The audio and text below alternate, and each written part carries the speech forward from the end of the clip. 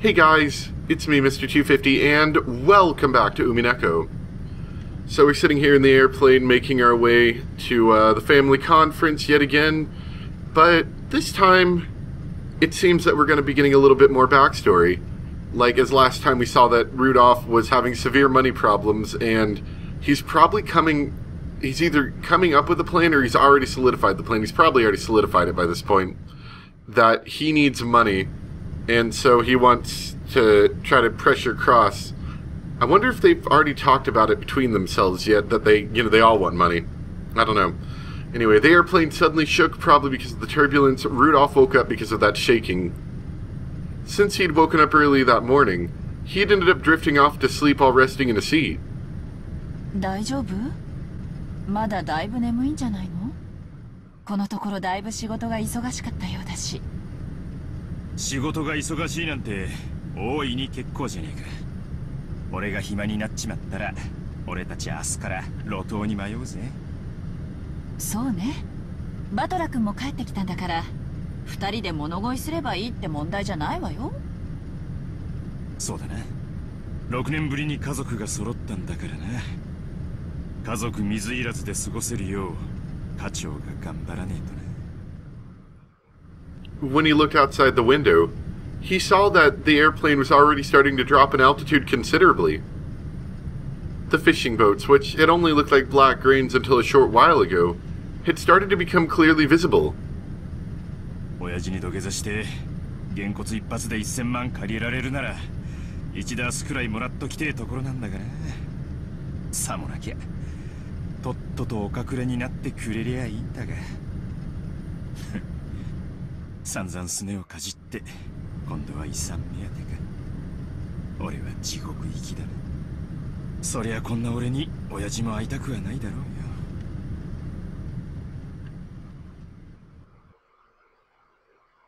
It's also probably unlikely that their father's going to want to lend them money. 今年も親族会議にお出にならないつもりですかな。It's highly unlikely because normally doesn't he want to know how they're going to be spending the money and how they plan on making more money with the money? So that plan probably wouldn't work at all. Nanjo looked at Kinzo's face, sighing. Kinzo's eyes were rooted to those strange magic books. ハゲタカどもの議論に加わるつもりはない。好きに我が骨のしゃぶり方でも議論するがよかろう。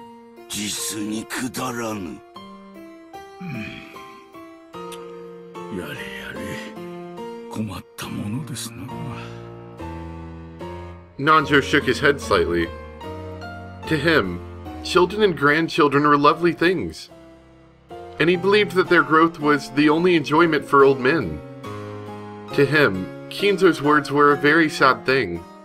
この部屋を出るべき時が来れば私は姿を現す。あれが姿を未だ現さぬようにな。When Kinzo raised his face, in the direction of his gaze was the portrait of the witch, which was respectfully displayed on the wall. Inside Kinzo's head, there was nothing like, today is the day of the family conference and all my dear family will gather together. There was only the face of the witch in the oil painting, who didn't smile except inside the portrait. Everyone knew that when Kinzo talked about Beatrice, unnecessarily cutting in would instigate his wrath.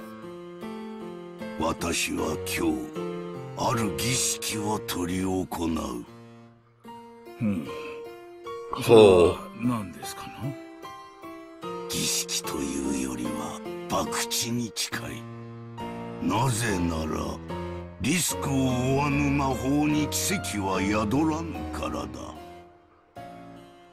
Nanjo already heard that story many times over. You could call it Kinzo's favorite phrase. It's useless. It seemed that Kinzo believed that magic and miracles could happen by betting your own fate with a certain kind of risk and triumphing. かつて黄金のギャンブラーと言われた金蔵さんがいつお迎えが来てもおかしくないそのご老体で一体どんな博打に挑みますやら。これは見物ですな。なるほど。研究を尽くした秘術の儀式も魔法に長けぬお前にかかれば博打呼ばわりか。まあいい。奇跡を信じる私が勝てば、お前の目には水鏡にしか見えなかったであろう我が研究の全てがこの日に結実したことをはっきりと理解できるだろう。お前が勝てば見たままの通り、いつ迎えが来てもおかしくない年寄りの水鏡に終わるだけだ。一体どんなギャンブルを始めるやら。あなたの友人としてその賭けに、いや儀式でしたか。その儀式にあなたが勝てるよう心からお祈りするだけです。そういえば金蔵さん、今年の親族会議には懐かしい客がおられるそうですな。何？ Kinzo reacted in an unusual way to Nanzo's words and turned around. ほら、ルドルフさんのところのバトラ君です。6年ぶりにおいでになるそうじゃありませんか。きっと立派になっていますよ。なんだ、バトラか。6年ぶり程度の客人など懐かしいなどと呼びはせぬ。After hearing Battler's name and showing an ill-humored expression, as though saying that was a letdown, Kinzo turned his back again. 金蔵さんにとっての6年など、この部屋で研究に没頭すればあっという間のことでしょうからな。本当に懐かしい客、あるいは訪れるかもしれん。全てはルーレットの出目次第だ。すでにルーレットは回り始めている。ルージュかノワールか。今宵ルーレットがどんな奇跡を見せてくれるのか楽しませてもらおうではないか。配当は大きいぞ。そして負ける気はせぬ。ベアトリーチェよ、我が賭けを受けるがいい。At that time, the telephone on the table rang. It seemed that the piercing sound didn't please Kinzo, and he picked up the receiver in order to preserve the silence as much as he could. 何事か。私は忙しい。源氏でございます。親族の皆様方が到着な。だからどうしたというのだ。適当に茶でも出せばよい。かしこまりました。そのようにいたします。Kinzo hung up the phone rudely. Looking at that, Nanjo sighed yet again and shifted his attention outside the window. As he is now, Kinzo is probably not interested in any kind of guest unless it's Beatrice. Did a guest exist who would make Kinzo come out when the time came, as he had said? He had someone in mind, but that guest couldn't appear. Nanjo stared at the witch of the portrait, who held a candid facial expression, unable to decide whether she was smiling or sad, and he gazed up at the lead-colored sky.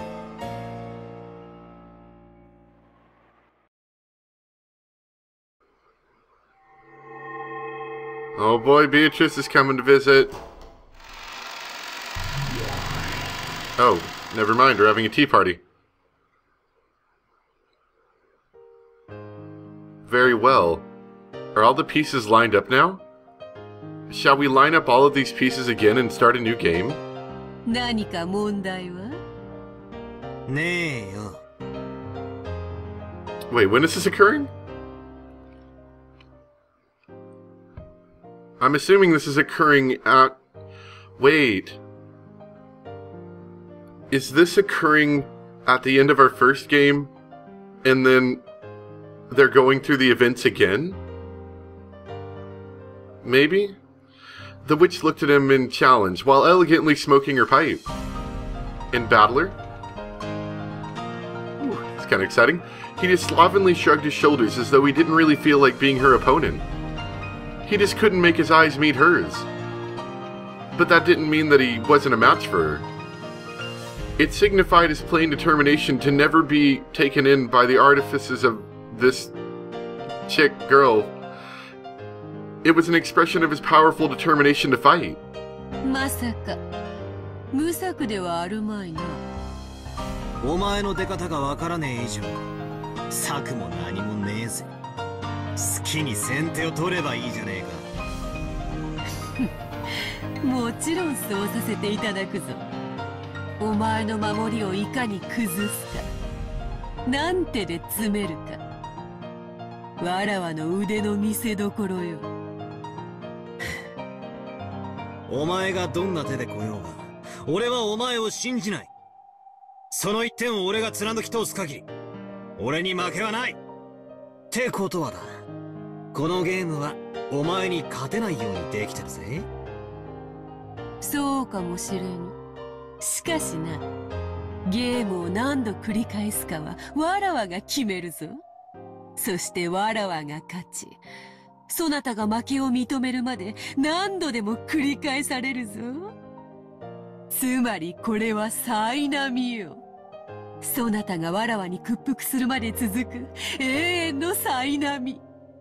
そなたがわらわを魔女の存在を認めるまで永遠に続く。なら俺もお前が根負けするまで何度でも無限に付き合ってやるぜ。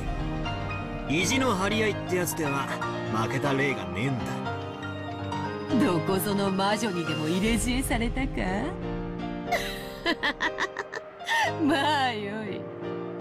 コタクは聞き飽きたぜ。さあおっ始めやがれ。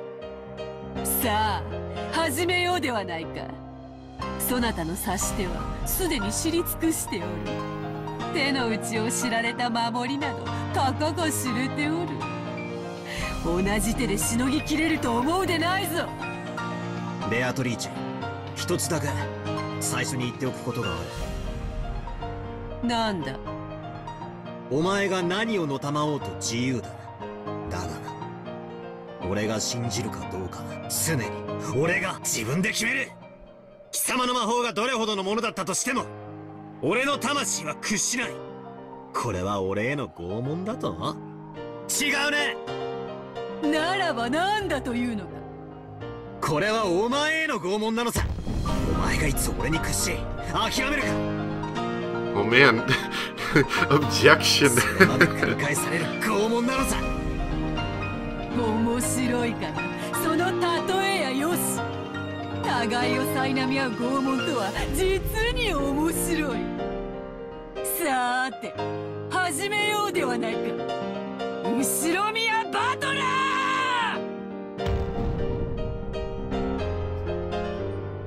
Wow, that was pretty interesting.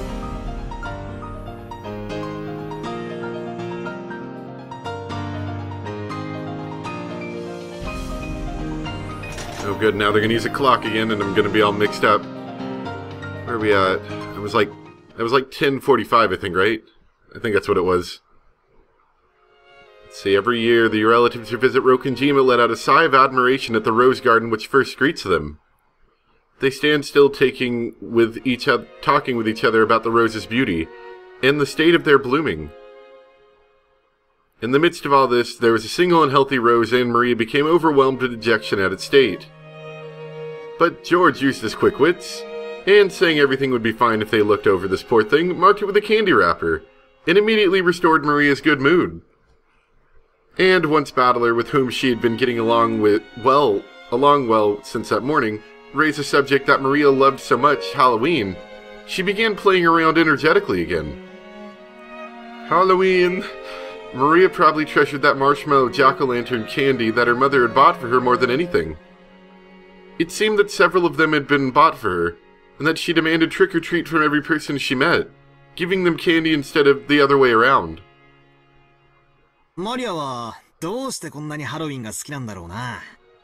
日本人には一つ馴染みにくいイベントだと思ってたんだが。仮装行列で練り歩く子供のお祭りだからじゃない Yeah, pretty much. It's for kids more than anything. 普段と違う格好をしてはしゃぎ合うってのは楽しいぜ。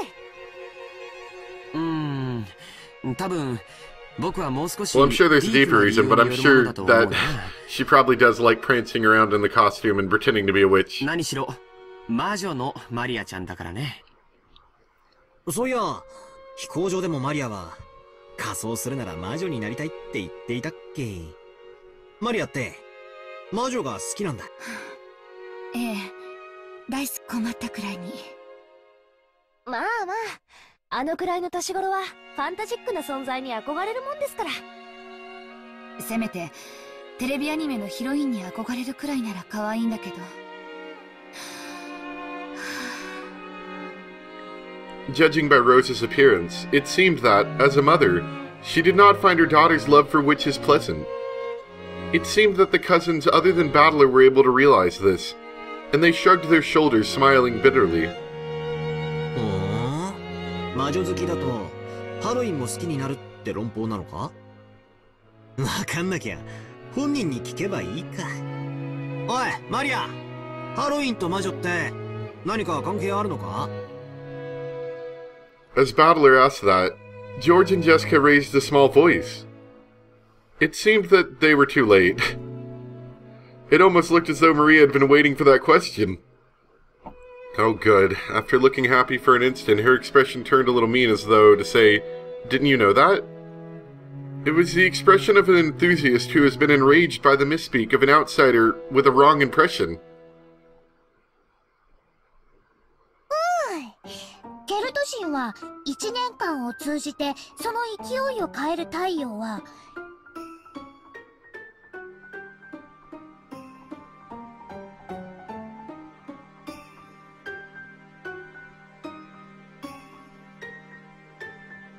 I like this. Alright. 1年を通して生まれ育ち老いて死んでそして再び蘇ると考えていたの。納得だな。春のか弱いポカポカした太陽がどんどん成長して暑いくらいになり、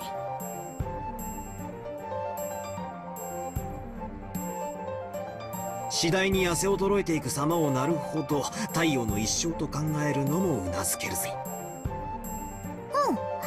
だから彼らは10月の最後に太陽は死に死の国で体を休めて冬至の日に再び蘇ると考えたの。それで太陽が1年の生涯を終えて死ぬその日を大晦日サビンと呼んでお祝いしたの。再び日照時間が長くなりだす冬至の日を太陽の復活の日とする考え方はとても面白いよね。古代の人々がいかに太陽を神聖視していたかがわかるエピソードだよ。で、それが魔女とどう関係があるんだ？ It seemed that my casual urging forward had slightly infuriated Maria. She glared at me with eyes that told me to let her explain without interrupting. Maria looked like she was having fun telling me, so I decided not to interrupt. 10月と11月の狭間は生と死が最も近くなる。ケルト人たちはこの時期に聖者の世界と死者やこの世ならざる者の世界が最も近づき、異界の住人たちがたくさん訪れると信じてたの。日本でいうお盆みたいなものだよ。At the time, the people believed that the souls returning to the physical world would go into people's houses or possess people and do bad things. So in order to avoid harm from them, the people created enchantments. One of those was to imitate creepy monsters and scare the souls away, which was apparently a way to avoid being possessed. その部分がお祭りになっていって仮装行列になってったんだな。マリアは本当に物知りだぜ。ほんまやな。わしもハロウィンに備えな言われがあるなんて知らんかったわ。Really liking this track. Like, you know, it works well for this Halloween conversation here, but I feel like it could be especially creepy if used in a creepy situation as well. But not like overbearingly tragic, just like creepy. I like this track a lot. しかし、それのどこにお菓子をくれなきゃいたずらしちゃうぞってのが出てくるんだ。Her knowledge was so extensive that the adults had suddenly started listening in too. Maria, who was normally treated like the youngest the whole time, puffed out her chest in pride. Rosa tried to say this was just a kid story and that she wanted to quickly break up the circle and set the luggage down in the guest house. But nobody else agreed, and she let out a heavy sigh. トリックオアトリートは単なるお遊び。本来のケルト人たちの儀式とは何の関係もない。それは後にキリスト教の習慣が混合してできたものなの。でもマリアは本来のハロウィンの姿とはそうあるべきだと思うの。According to Maria, the souls of the dead weren't the only ones who visited from the non-human world. They were also spirits that had an intimate connection to how people lived. Because humans could receive the favors of those spirits, they were able to earn a wonderful blessing and a year's worth of good crops. つまりハロウィンってのは収穫祭の意味も少しはあったわけか。なるほどな。言われてみりゃ10月ってのは季節的にもいろいろ節目って気がするぜ。日本の4月のちょうど反対側だもんな。なるほど。キリはいいかもしれねえな。そしてね、魔女たちはね、その時期に魔女集会サバトを開いたの。魔女たちは豊かな恵みをもたらしてくれた精霊たちに感謝しねぎらったの。ハロウィンの仮装は向こうから来る客人たちの模倣。つまり彼らにお菓子を施すのは1年の収穫への感謝の気持ちがあってもいいわけだね。ジョージお兄ちゃんの言う通り。つまりハロウィンはこの世とあの世の交流のある時期ってわけなんだな。それでつまり魔女たちにとってはそういう世界の客人たちと交流できる大切な機会だったと、そう言いたいわけか。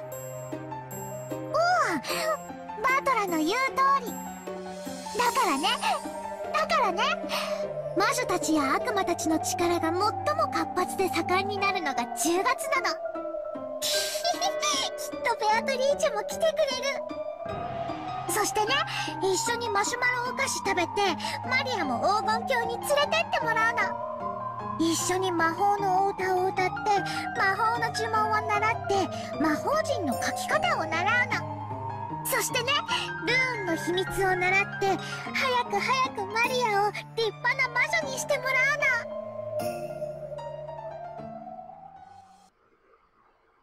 あらあら、それは Rose is so mad. 子供は夢があるのが一番よ。 Maybe not mad, but she's annoyed. ところでローザ、マリアちゃんは今年でいくつになったんだったかしら？ And Eva's just poking at her more. マリア、もうそのお話は終わりにしなさい。気にしないでローザさん。女の子なら誰だって一度は思い描く夢じゃない。ありがとうございます。でももうマリアはそういう年を卒業していますので。こら、やめなさいと言ってるでしょ。Rosa scolded Maria, trying to shut her up before a cheery discussion about black magic earned her the sniggers of the relatives. へえ、そいつはなんだかスケールのでかい話だな。ところでベアトリーチェって誰だっけ？なんだっけ？聞いた名前だな。Battler had been gone for 6 years and had completely forgotten about the legend of the Rokenjima witch. However, when he said he didn't know Beatrice's name, Maria's mood, which had been so bright until just now, became sour in an instant. Oh boy. Now, so we're gonna stop there now. Let me think. So, if it wasn't for that little bit we saw with Battler in that, like, little, tea party room, I wouldn't have really thought this, but what if, because they're talking about doing it over and over again, what if he got thrown back into the situation, kind of like, turn the clock back, get thrown back at the beginning? Maybe she, like, wiped his memory so he didn't know, or did something to him? I'm not sure, but at the same time, it changed the events that happened. Not drastically. They still are going to the family conference, and a lot of the same things are still happening, but they never had these conversations about Halloween before, and I'm kind of wondering if that this difference is... I mean, I know for sure that something of interest is going to happen because of this difference, but I wonder if this is actually a continuation of the story rather than just either a retelling or a separate universe of what could happen. Now that could be interesting. I hope you guys enjoyed, and I'll see you next time for more Umineko. Bye!